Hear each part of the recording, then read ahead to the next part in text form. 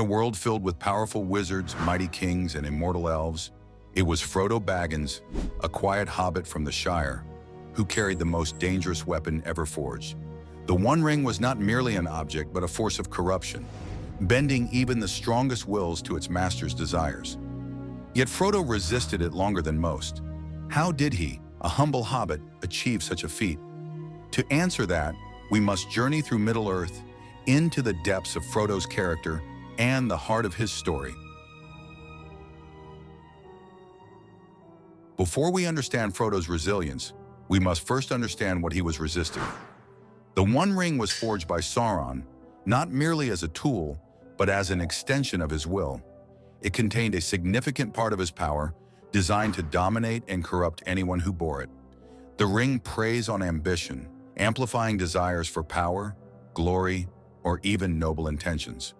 For example, Boromir was drawn to the ring because he believed it could save his people, yet it ultimately consumed his judgment. Isildur, the king of Gondor, succumbed to the ring's temptation, refusing to destroy it when he had the chance. His decision led to his death and the ring's disappearance for centuries. Gollum, once a simple creature named Smeagol, was utterly consumed by the ring after possessing it for over 500 years. It transformed him into a twisted shadow of his former self. And yet Frodo, a hobbit with no training, no army, and no magic, carried this burden all the way to Mordor. But how? Frodo's journey begins not with strength or ambition, but with simplicity. As Tolkien himself wrote, even the smallest person can change the course of the future. Hobbits are uniquely resistant to the ring's influence. They are a peaceful, unassuming people who value simple pleasures, good food, quiet homes, and the company of friends. They have little desire for power or domination, which makes them less susceptible to the ring's primary temptations. Even Bilbo, who possessed the ring for over 60 years, was affected far less than others might have been. This resistance is rooted in the hobbit's contentment with their way of life. But Frodo is not just any hobbit. He is thoughtful, kind, and deeply empathetic.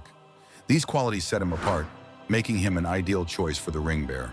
Unlike characters such as Boromir, who saw the ring as a means to an end, Frodo viewed it as a burden to be carried for the greater good. Frodo grew up under the shadow of Bilbo's adventures. He idolized his uncle, but also saw the quiet toll the ring had taken on him. This awareness likely gave Frodo a healthy fear of the ring's power from the beginning. Even the strongest wills can falter, and Frodo was no exception. His resilience was bolstered by those who traveled with him. Aragorn, Legolas, and Gimli provided physical protection, allowing Frodo to focus on the burden he carried. Gandalf, who understood the ring's danger better than anyone, offered wisdom and guidance, helping Frodo prepare for the challenges ahead. Sam was more than a traveling companion. He was Frodo's anchor. When Frodo began to waver, it was Sam's loyalty and love that kept him going. In the darkest moments, Sam carried not only Frodo, but the hope of their mission. "I can't carry it for you, but I can carry you," Sam says near the end of their journey. This line encapsulates the power of friendship in Frodo's resilience. Despite his strengths, Frodo was not immune to the ring's influence. As the journey progressed, its power over him grew. The ring became heavier as Frodo approached Mordor. This was not just a physical weight, but a manifestation of its corrupting influence. Frodo began to suffer from paranoia, distrust, and overwhelming fatigue. He grew distant, even from Sam, as the ring sought to isolate him. At Amon Hen, Frodo felt the ring's pull so strongly that he chose to leave the Fellowship, believing it was the only way to protect them. By the time he reached Mount Doom, Frodo was fully consumed. He put on the ring, declaring it his own. This moment shows that even Frodo, for all his resilience, could not resist the ring forever.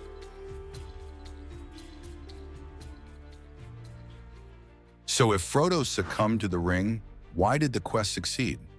The answer lies in the interplay of fate, free will, and unlikely allies. Gollum, though consumed by the ring, played a crucial part in its destruction. His obsession drove him to fight Frodo for the ring, ultimately biting it off Frodo's finger. It was this struggle that led to the ring falling into the fire, proving that even in the darkest moments, unexpected forces can change the outcome. Though Frodo failed at the end, his willingness to carry the burden so far set the stage for the ring's destruction.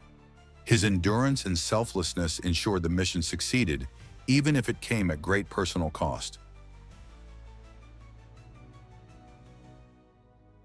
Frodo Baggins was not a mighty warrior or a powerful wizard. He was a small, humble hobbit with a kind heart and an unshakable sense of duty. His resilience to the One Ring came from his hobbit nature, his personal virtues, and the support of his friends.